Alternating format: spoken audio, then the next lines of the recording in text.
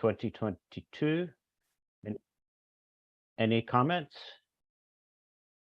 Could I please have a motion to adopt the minutes? Kirsty wins again. Second. Thanks, Martin. All in favor? None opposed. Good. Well, I already made my opening remarks before the recording, but I will welcome you again officially so that it can appear in the minutes that I have done so. We have a guest. We don't often have public comments, but now is your opportunity, Amiko, if I can call you that. Okay, good evening, everyone. My name is Amiko Ando, and I would like to provide some background information about the rezoning and subdivision application of 8 Arbutus Bay Road, also known as Lot 1, which this committee will be discussing tonight. My husband, Hamish Cumming, and my brother-in-law, Brian Cumming, submitted the application as executors of the estate of my late mother-in-law, Maggie Cumming. Maggie Cumming passed away in 2006, and Lot 1 remains in her estate. Her will included a direction that it be subdivided so that 1 lot could be given to each of her 3 children, and the remaining lots be sold with the net proceeds to form part of the residue of her estate. And 10% of the residue of the estate is bequeathed to the Bowen Island Community Foundation. So my mother-in-law, many of you probably knew her, had a very strong connection with the Bowen Island community. She was a longtime resident and was actively engaged in the community as a volunteer and an advocate. She had a passion for parks and trails and was one of the founders of the Bowen Island Trails Committee and longtime member of the Parks and Recreation Commission. She is also a major benefactor of the Bowen Island Community Foundation. And Lot 1 is about 7.5 hectares. It's on the South Bowen side. And under its current zoning, it is allowed 3 dwellings and a detached secondary suite. It currently has 2 dwellings, an unattached garage, a horse field, and a horse shed. The official community plan allows for 1 dwelling per hectare, which would allow for 7 single-family dwelling lots. The proposed application includes 7 lots, which after working with the planning department is comprised of 6 residential lots averaging 1 acre, which is about 0.4 hectares, clustered on the southern part of the property, which is near the coast. And this includes 2 existing dwellings.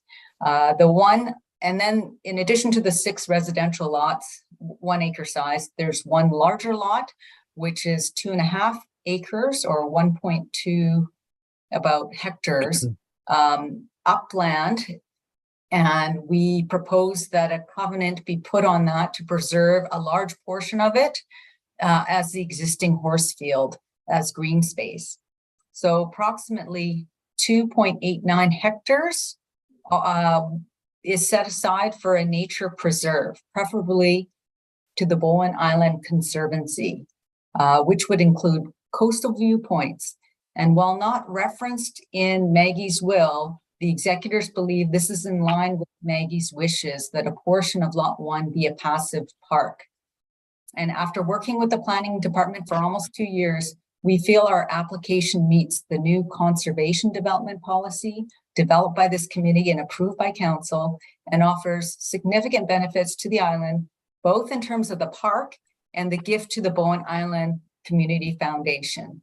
It has now been over 16 years since my mother-in-law has passed, and so we would like to proceed with the subdivision as soon as possible in order to fulfill her wishes and finally wind up the estate. So I would be happy to answer any questions you have regarding this application. Thank you. Thank you very much. Do any members of the commission have questions for Amiko? Brenda.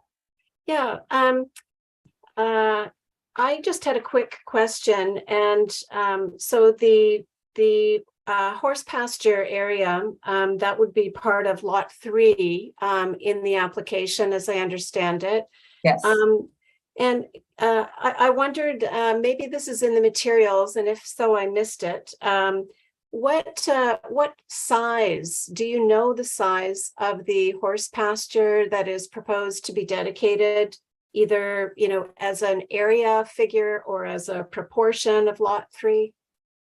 So I would assume that it would be at least 0.8 hectares, so a significant portion of it. So you'd probably have 1 acre for the house residential area, and the rest would be for as green space. Okay, and anyone else? Okay, thank you, Emiko. Certainly you can stay if you wish. Thank you. And although technically you're supposed to be done speaking, but if you do have a comment, we won't silence you. Daniel, Emiko's done a lot of your work already, but time for you to provide us with your presentation of this referred matter. Okay, Sure. and actually, before you start, Daniel, I don't know whether you want me to recuse myself, but Emiko's husband and brother-in-law are my cousins, so I don't know whether that makes you want me out or not. Sorry, what was the relationship again? Emiko's husband and brother-in-law are my cousins. Ah, okay. I think that the fact that you have disclosed that is sufficient. I don't think we need to recuse you. That's my rule. Oh, darn. I knew where you were headed. Oh, come on. You must be. This is We just did some legal, we just did some training on this, so I think that Kirsty needs to decide for herself. And Okay, yeah, no, I'm if there's fine. financial interest for you, or if No. there's a great bias, like you hate one of them or love them or something. Yeah. Well, Oh, No, now I it- can't say any pro or con bias. Okay, okay. good. Thanks, Steph, for that clarification. Daniel, off you go. Okay. Hang on.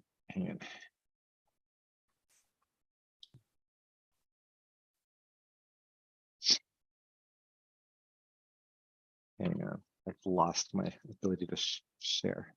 All right. How does that work? Good. All right. Yeah, thanks, Emiko. So I'm going to go over some of the same material. And if anybody watched the council meeting from, I guess, the 28th, this will be fairly similar. But the property we're talking about is on the south coast of Bowen. So the legal description, this lot 1, 8 Arbutus Road. And the parcel is in our BOMAP, it's a 7.2 hectare property created by subdivision in 2008. So I have an image here on the bottom right of the screen just showing it as this unsubdivided larger lot that existed before 2008. That's an excerpt from our zoning bylaw from the 1970s, just to show some historic part of the property. And the rezoning application that you have before you and in the agenda package is a rezoning application to permit 7 residential lots.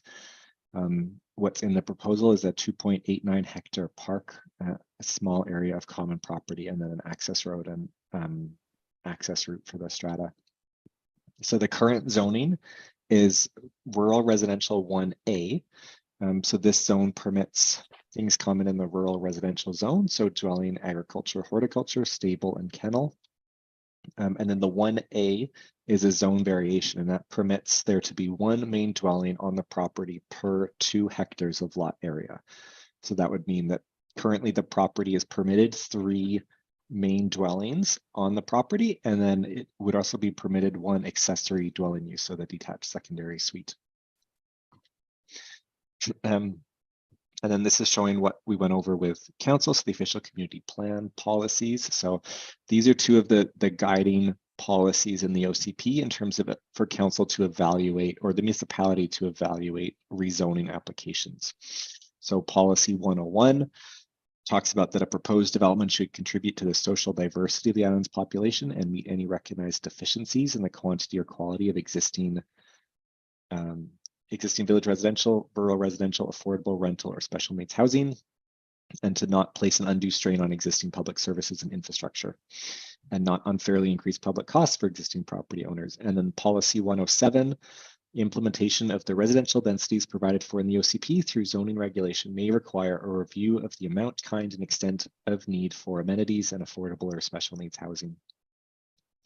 And then in the official community plan, this property itself is designated RS, so rural residential, 1 hectare, and objective 63 to provide lots that allow for rural residential use while maintaining the unique amenities and environment of the island. So as you saw earlier in the presentation, the lot is just over, it was over 7 hectares in size. So the OCP there would support the rezoning to say that there'd be 7 residential lots on the property.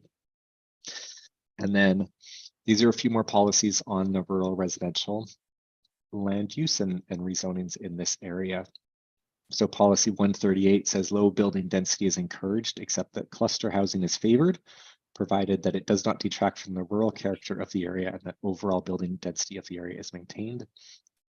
And policy 141, in areas where clustering is encouraged, maximum lot sizes will be in the area of 0.2 to 0.4 hectares, provided that public sewer facilities or suitable on-site sewage disposal systems are available.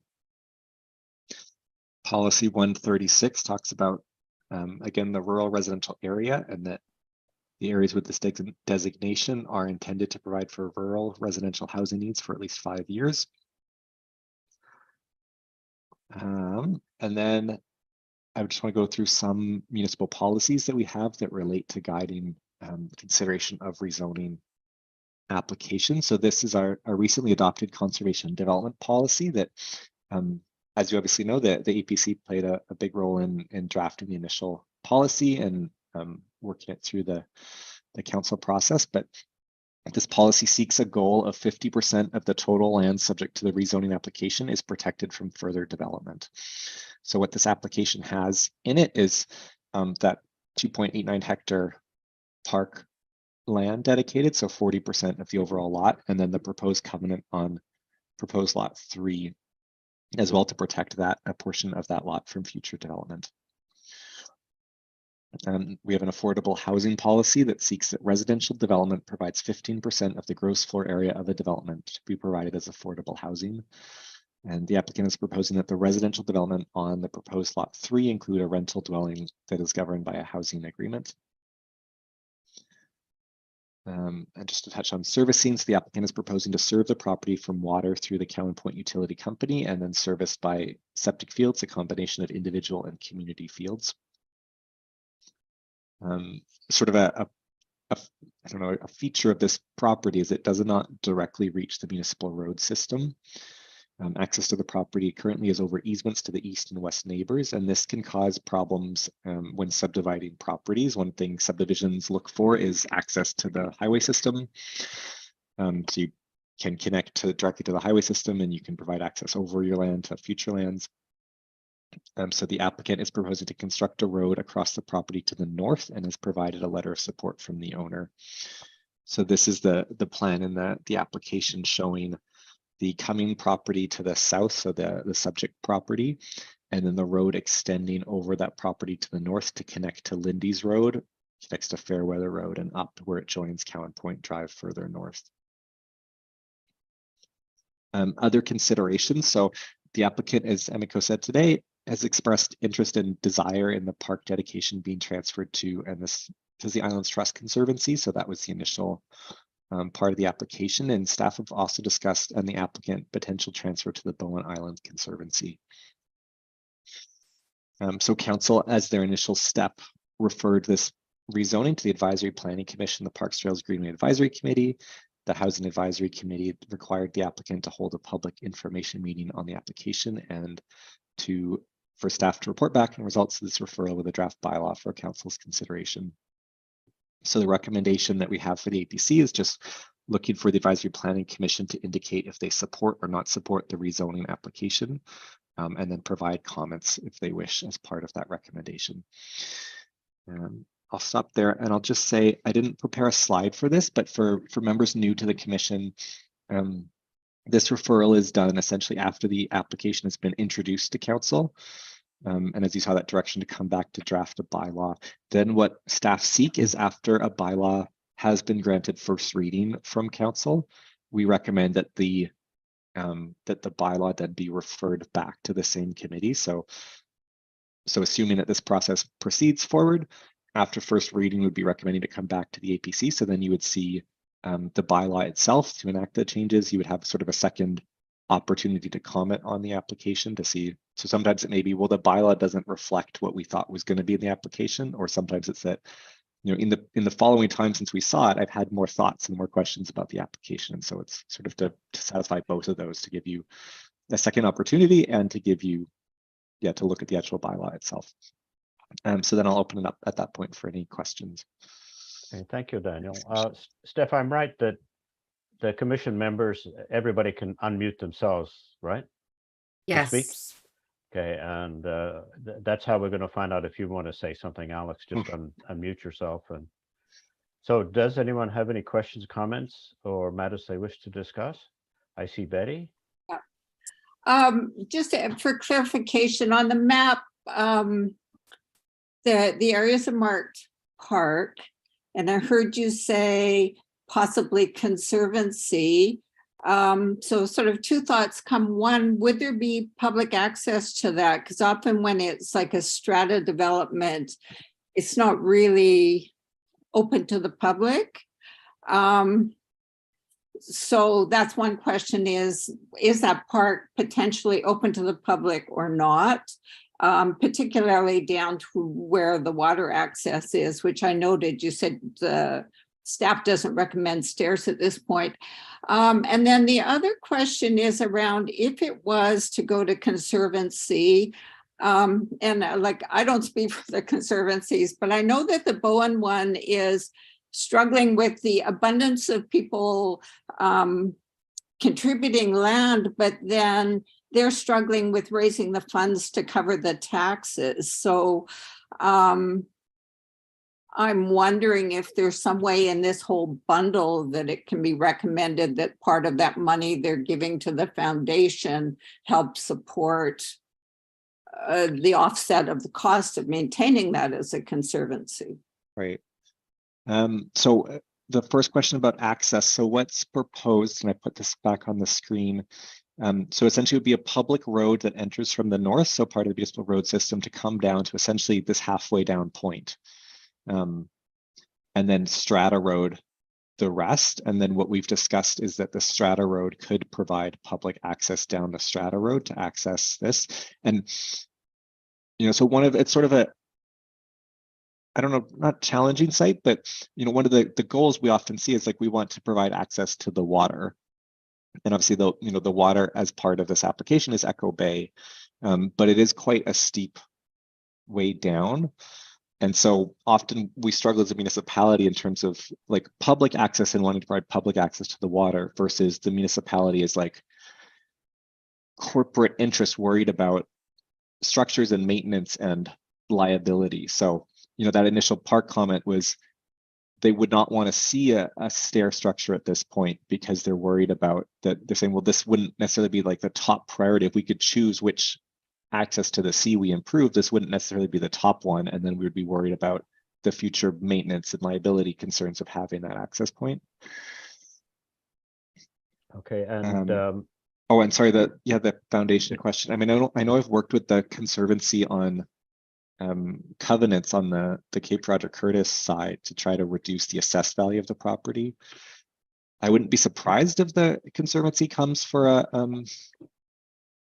property tax permissive tax exemption application in the future, which is an avenue that would be open for them, where essentially the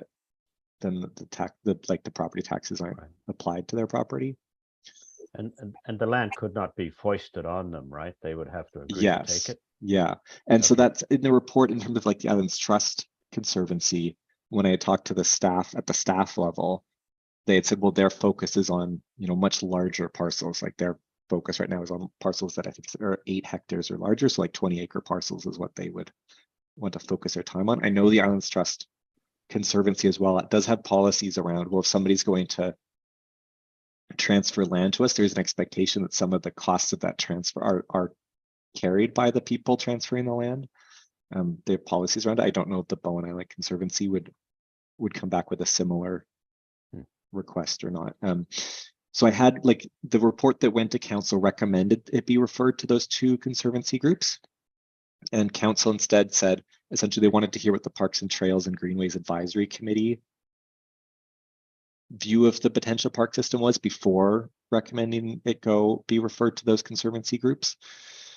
But as I said, and as the applicant has said, you know, to meet essentially, you know, the desire of Maggie Cummings, they would like to see it be transferred to one of the conservancies. Okay.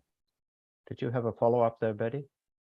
And so the parkland doesn't connect to any other park, like to the rest of the trail system out there, right? You No. want to be the intrepid explorer finding that park. Yeah, like you'd either be coming down the road. Well, you would be coming down essentially down the road to reach it. Yeah, all the adjacent land is privately owned. Yeah. And Brenda, you were having a question or a comment? Yeah, I guess I have a few different questions. Going back to the, I guess the shortfall, if you will, in parkland, as I understand it, being made up through the horse pasture being designated not for development as part of that that green space. But I also noticed in the materials a suggestion that a portion of the horse pasture would be used for a common septic field. Is that right, Daniel? I'm not sure offhand. I know some of the plan is for common septic fields and essentially trying to move some of them away from, you know, being immediately adjacent to the ocean. Chair Michael, are you open to having Emiko provide comment on that? Oh, sure. So we did have an engineer do some testing of the soil, and the only suitable area appears to be on parts of the horse field, not even the entire park, but certain parts of it.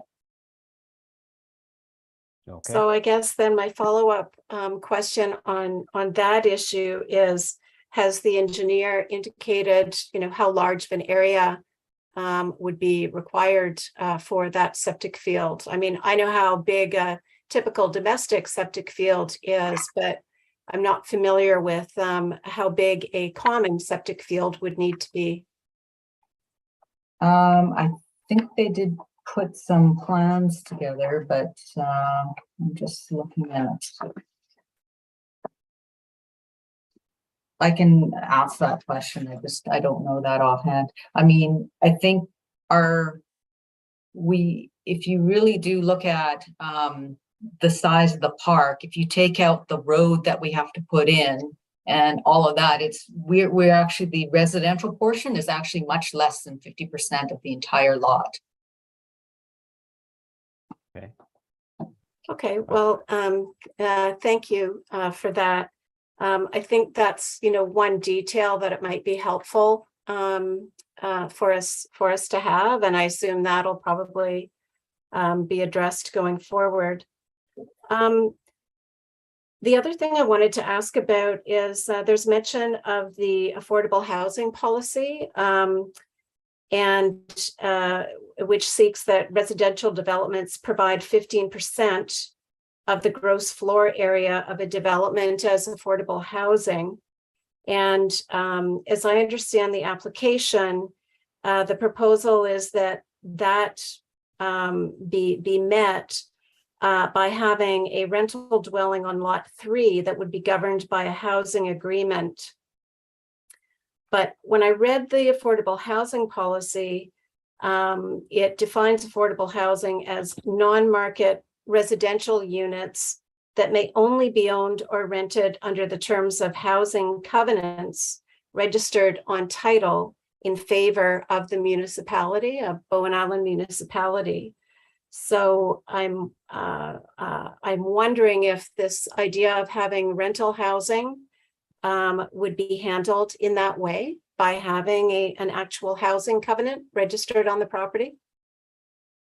Yes, essentially it would be a housing agreement, which we have to do as a bylaw and then register it on title. Okay, and I guess my follow-up question on that is whether that rental unit meets that requirement of providing 15% of the gross floor area of the development as affordable housing? Or do we know that yet? I mean, in essence, I'd say one is like, 15% of 7 is 1. I think it's always, one of the tricky things I think with our affordable housing policy is terms of, are we calculating based on what the current, like on the increase of development, or is it on the total? So if the property already is permitted to build 3 houses, is the rezoning to allow 4 more houses, or is it to allow, or are we saying, well, no, it's of 7, the floor area of the 7 lots in the total building area on those 7? What it says is, 15% of the gross floor area of a development. So I would assume that's the total area. Yeah, so I mean, some of that math is that, of 7 units, it would be 15% would be 1 unit. And I know we're scheduled to talk more about this with the Housing Advisory Committee tomorrow morning, I believe. Okay, and maybe some of my difficulty in understanding it is not understanding exactly what a housing agreement would look like. Sure. So I'm assuming that would be registered somehow against the land by way of a covenant. Yeah, I'm happy to provide examples. So on our website for the under our bylaws are the sort of existing housing agreements that we have registered. So for example, both the distillery and the Bowen Island pub have housing agreements registered on them that specify that a certain number of units have to be provided as rental housing. They specify qualified tenants, which tends to be, it's like people who have connections to Bowen. So it talks about you've lived on Bowen, or they're employed on Bowen, or they're rented on Bowen, they've retired, but before they retired, they used to reside on Bowen, I think is one of the provisions for it. And then they specify that they have to be available for rent and at a price that is, and we've done it slightly differently in our variety of housing agreements, but essentially what we look for is below market, and market in some of the cases, like the distillery, is defined as average rental prices in Metro Vancouver, which CMHC tracks and publishes. They don't track and publish a Bowen Island rental rate. And then most recently, there was a housing agreement that we adopted for the, what's called here the Area 1 Lot 2 housing agreement, which is essentially the new apartment building that's opposite the museum, opposite the ferry lineup. And in that case, the affordability was defined using what's called BC Housing's HILLS, or housing income levels, which define an average income threshold, and then it defines the affordability as 30% of that income level. And I know Martin is familiar with that and could talk more to that one. But so we've done a couple of different ways, but essentially it's like a housing agreement is established as a bylaw that council adopts and then is registered on title. And sometimes what we've done in past rezonings, like the Grafton Lake rezoning, is as a condition of the rezoning, we registered a covenant on title that said, okay, this is the plan. The plan is to subdivide into these lots. And then as a condition of subdivision, this lot will have a housing agreement on it that specifies, some of the things, because like the housing agreement is often very specific and will have like a schedule, like a diagram of the unit, and say like, this is the unit that is being provided at an affordable rate, and it's registered on this lot. And we've had challenges in the past doing it, on the parent parcel at this stage where the lot isn't created yet and may, would be created through subdivision, but isn't a legal entity right now. And the unit isn't completely isn't, there's not building plans for the unit that would be the so we do it at the master covenant stage in the rezoning, and then in the subdivision, then the affordable housing agreement is adopted by council and registered on title, but enough of the framework of it is done at that covenant stage through the rezoning. Okay, Kirsty, Okay. Martin, Thank you for that. I'll leave it there, and I may have another question later. Thank you. yeah, we'll just do a bit of a round robin here and I'll get to you, Betty. Kirsty, do you have anything? You're muted. Yeah, no, I don't have anything. Any Okay, questions? Martin? A couple questions come to mind. First one being just looking at the engineering drawings of the site plan. There didn't appear to be any provisions for arrivals at the park, the parking, pragmatic issues like that. Hmm. Is that in the design, or will that be addressed somehow as part of the proposal? I know that was even like when I was presenting to council, that was something our CAO was messaging me about, is the idea that as the road comes in and enters the park, that there be some sort of parking area there. And that's something I think I would want to definitely talk to the Parks and Trails about and see. So, I mean, we do know some of the other places on the south coast. So if anyone's been to Alder Cove and the park, Yeah.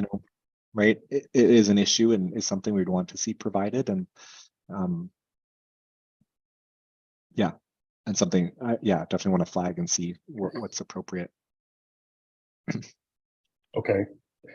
And then the other question, I didn't really see anything mentioned with regards to adherence to policy 101 with respect to social diversity of the population and strain on existing infrastructure. Maybe we can just get a little bit more information on those 2 points, Sure. perhaps from Amico, or if you have anything. Are you prepared to address that now, or? So from the social diversity perspective, we felt that having this larger lot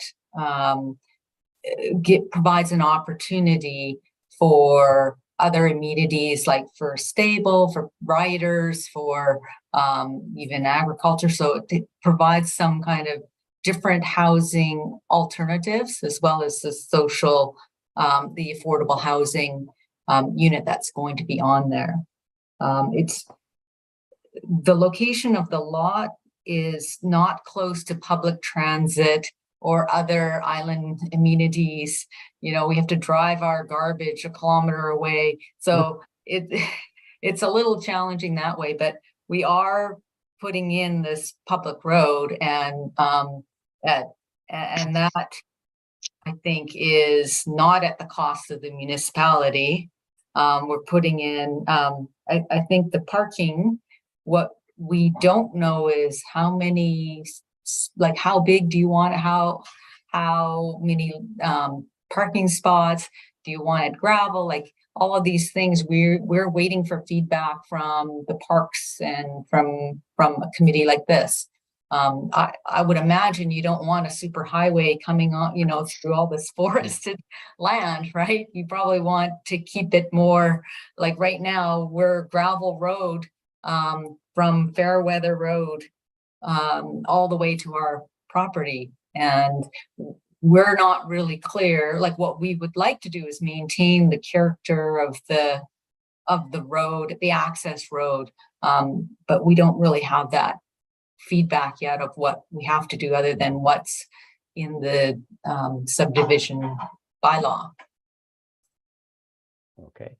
So that's social Thank you. diversity. Sorry, you had one other comment. Oh, the strain on the public services. Again, we're putting in the infrastructure to hook up to Cowan Point water system.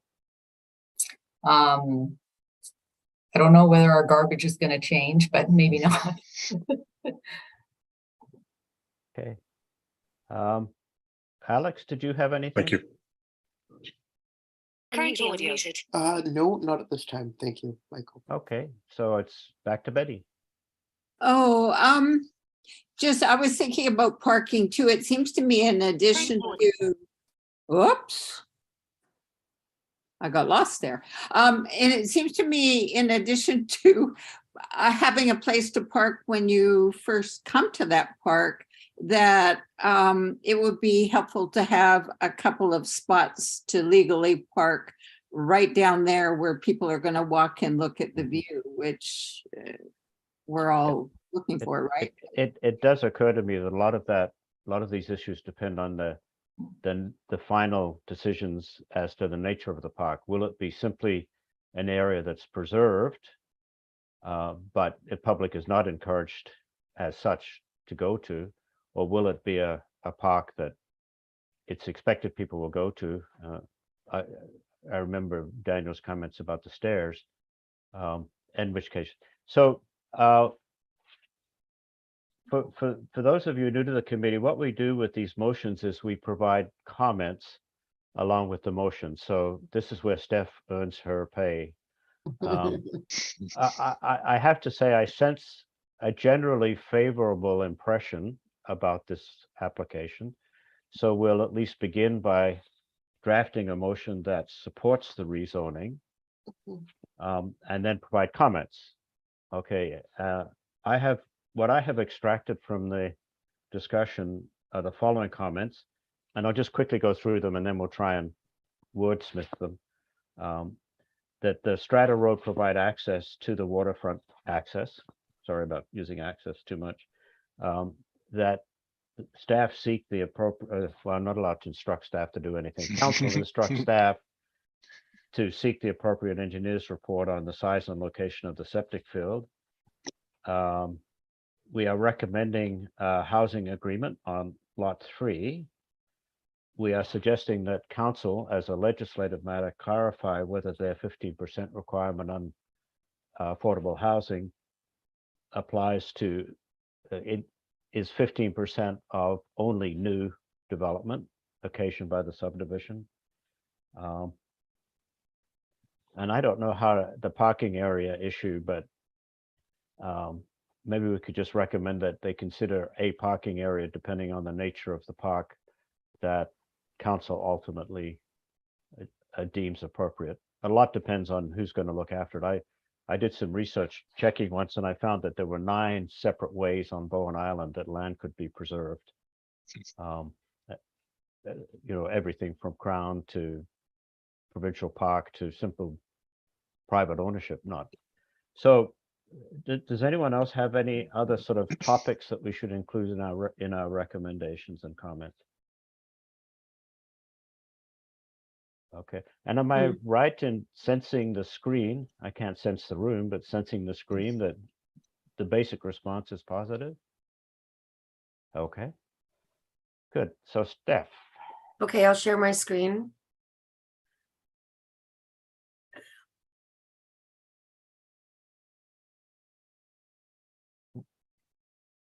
Oh, Daniel, I did have one question. Sorry. Yeah. Are there any riparian or steep slope issues here?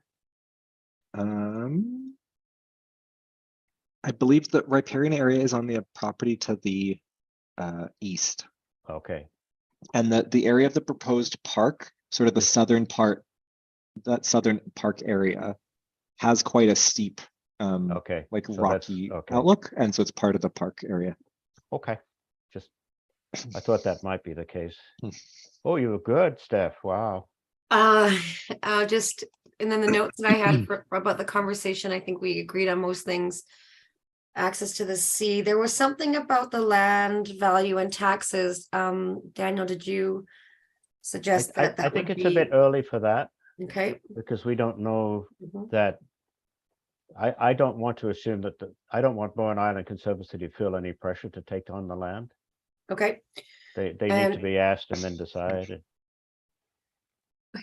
Sorry, Steph, for the second bullet point where you say that staff seek the appropriate engineer's report on size and location, can you say of common septic field on proposed lot 3? Sorry, I was jumping down to my notes below. No. Can I ask one question is, what happens when everybody now is forced to give 50% of their land or do something, but what happens if nobody wants it? Well, you know, that's what's gonna happen, because Yeah. Kirsty sort of echoing the discussion we had last year. Firstly, the 50% is not mandatory. It's aspirational. yeah, And I think it has to be, how could I put it? Reality must be allowed to intervene. yeah, because I think Betty. the, Oh, well, let there's, Kirsty finish first, but yeah. I think, you know, where this is it was I guess agreed for that it's aspirational, but it seems when Islands Trust isn't interested in small things and Bowen has enough on its plate to deal with anyway, it's gonna be interesting down the road. Yeah, well, this, before I get to Betty, one of the things that concerned me when we had the discussion is that it's fine to ask somebody who's got 160 acres to subdivide to pick 50%, but asking somebody who's got 10 acres who wants to subdivide so their children can live nearby, it starts getting complicated. So I think it does have to be situational. And Yeah. that's why at the end of the day, the word was asked for. Okay, Betty, did you have something there?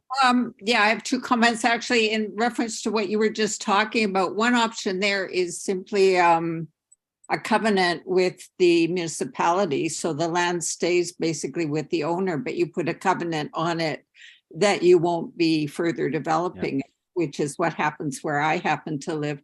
But my question was, the affordable housing piece, is that in perpetuity or is that got a limitation? Because I know there's a lot of conversation about the one with the new apartment building only being for 24 years or 25 years or something.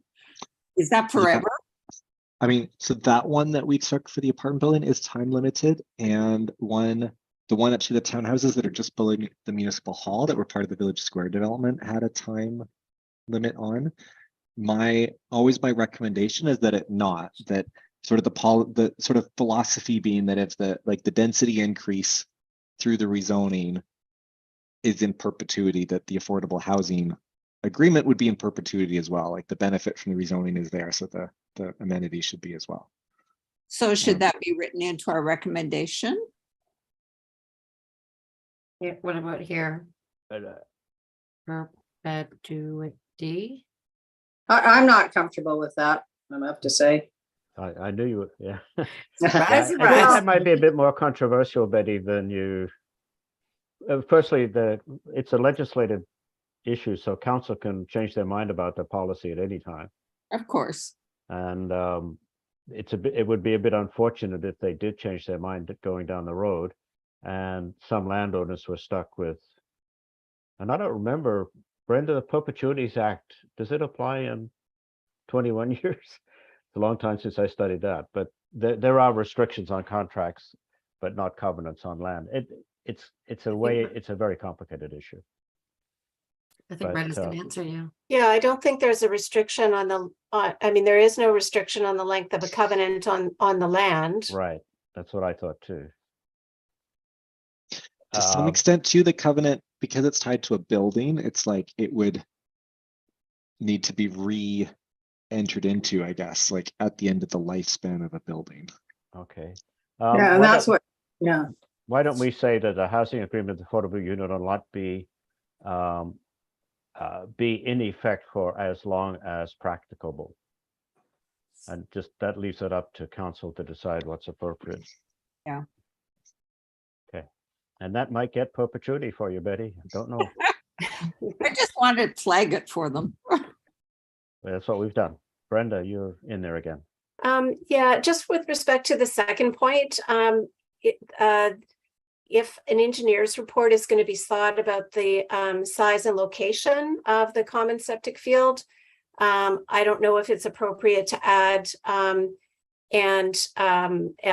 any restrictions that the use of the land as a septic field would have on a park-related use of that piece.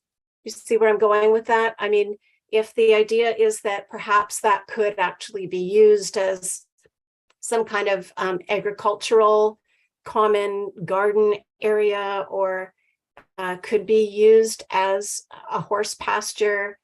I mean, is there going to be a restriction on the practicality of that if it's being used as a septic field?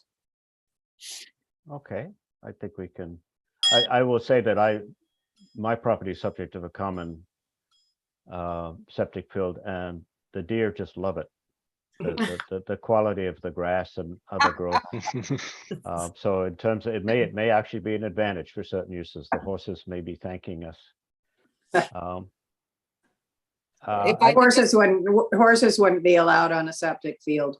Is that true? Oh, I guess not. No, Hey, they punch through, but it's still going to be green and open. So it basically fits the designation of park. So I don't know why it would be yeah, an issue. You know, Kirsty, that thought occurred to me as I was reading the material, that if you, as I understand it, and Martin and Emiko can correct me, if you do include the pasturage that exceeds the 50%.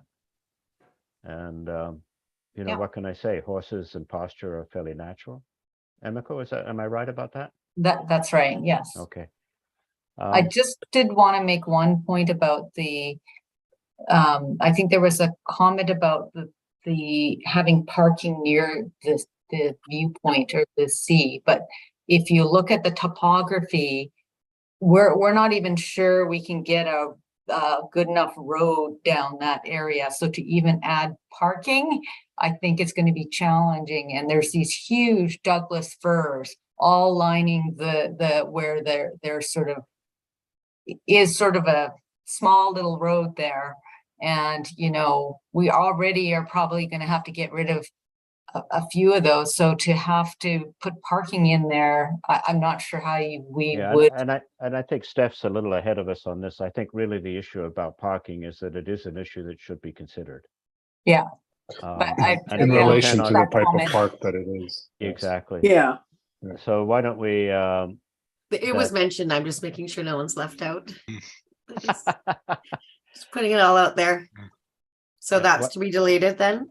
The viewpoint? yeah, no, just why don't you just that parking, public parking be considered Yeah, I think considered is based on the better than nature provided. of the park or reserve. Yeah.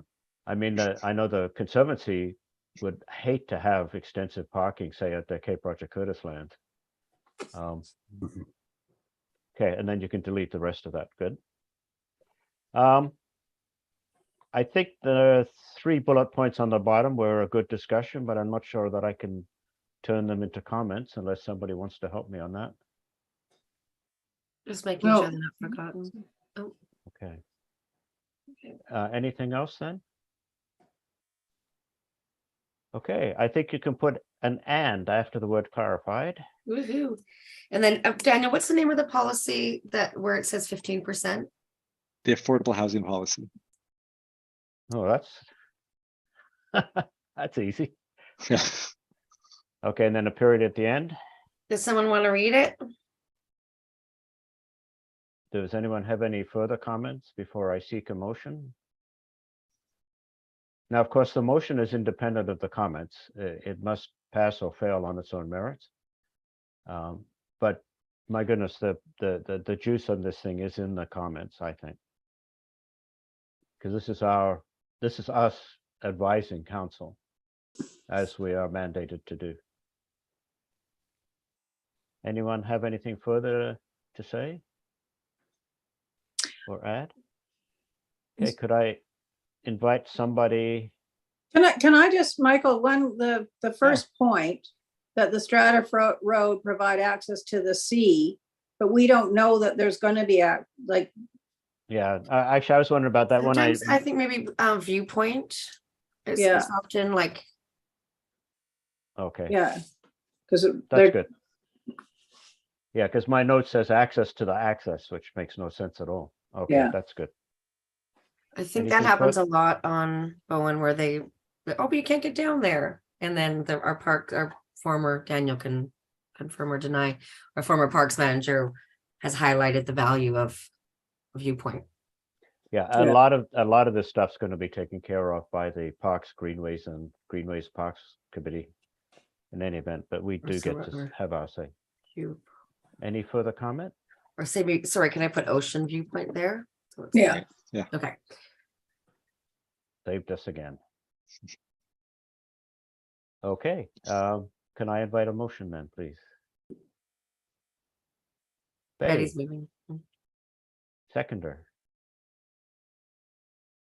That was Martin, I think. Yeah.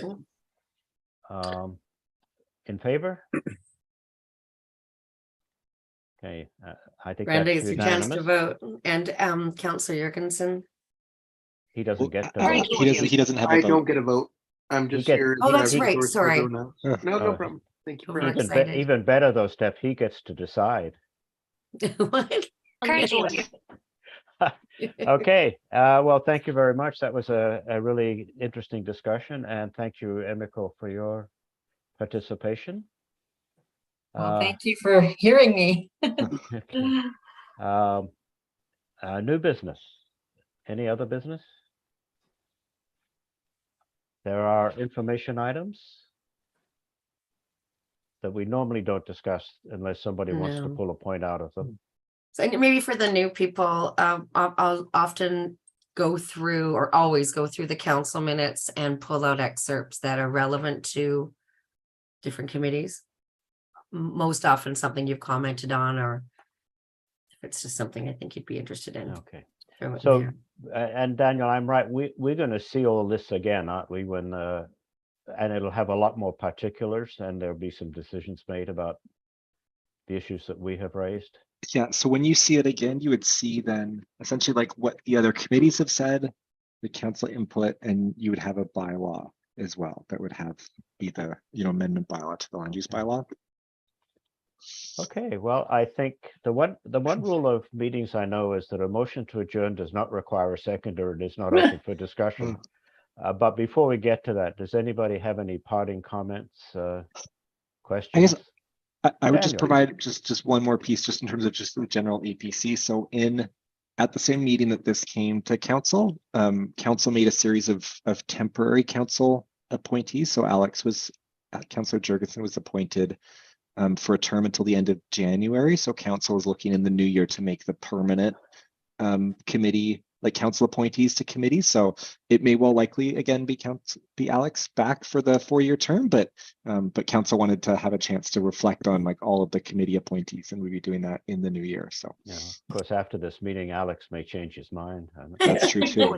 Actually, I think it was a pretty good meeting, and I'm very Sorry, pleased to see that. Chair, that Councillor was speaking.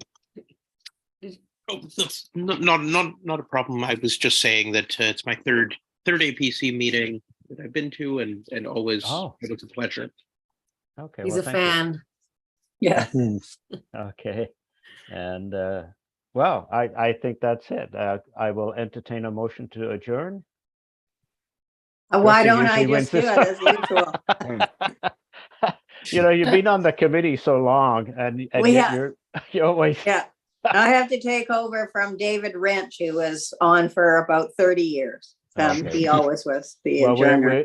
we look forward to the next 27 years. so. Yeah. Okay, vote on the motion. All in favor of adjournment? Thank you, everyone, for a very fine meeting, and I think we actually got some constructive work done here. Even better. Thank you very much, everyone. Okay, good night. Happy holidays, everyone. Yes. Yes. Yes. Good night. Thanks, everyone. Night.